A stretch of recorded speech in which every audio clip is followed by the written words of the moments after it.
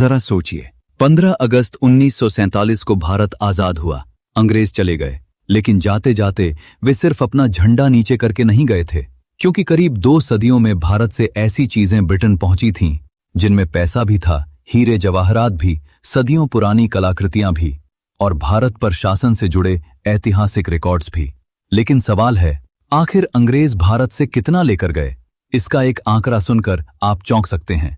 Economist उत्साह पटनायक ने लगभग 2 सदियों के टैक्स और ट्रेड डेटा का अध्ययन करके एस्टिमेट किया कि 1765 से 1938 के बीच ब्रिटेन ने भारत से आज की कीमत में करीब 45 ट्रिलियन डॉलर्स की वेल्थ ट्रेन की, यानी लगभग 3,700 लाख करोड़ रुपए। लेकिन यहां एक बात साफ समझिए, 45 ट्रिलियन कोई ब्रिटेन द्वारा स्वीकार किया गया चोरी का बिल नहीं है। यह एक इकोनॉमिस्ट का एस्टिमेट है और इसकी कैलकुलेशन पर दूसरे इकोनॉमिस्ट्स ने सवाल भी उठाए हैं।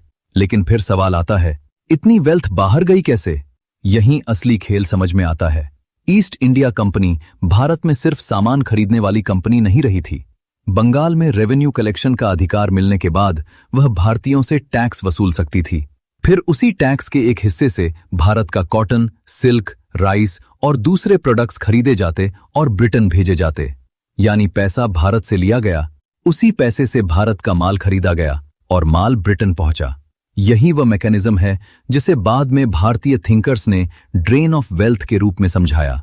और नुकसान सिर्फ पैसे का नहीं था।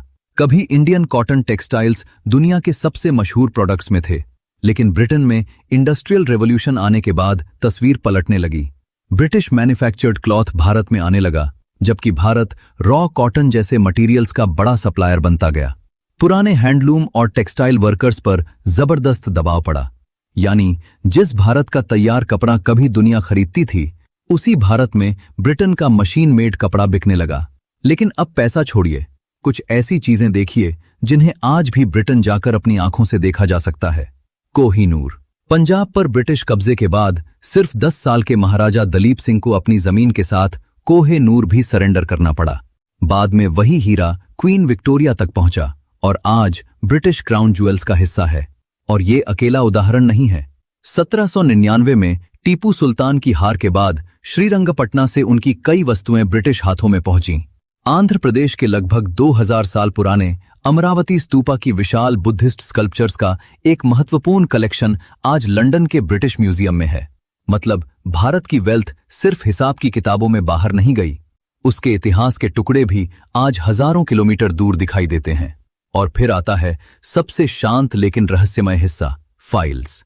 आजादी से सिर्फ 23 दिन पहले 23 जुलाई 1947 को ब्रिटिश पार्लियामेंट में सवाल उठा कि इंडिया ऑफिस के हिस्टोरिकल रिकॉर्ड्स का क्या होगा। ब्रिटिश सरकार ने जवाब दिया, ये रिकॉर्ड्स ब्रिटेन में ही रखे जाएंगे। आज ब्रिटिश लाइब्रेरी में ईस्ट इंडिया कंपनी और ब्रिटिश राज से जुड़े विशाल इंडिया ऑफिस रिकॉर्ड्स मौजूद हैं।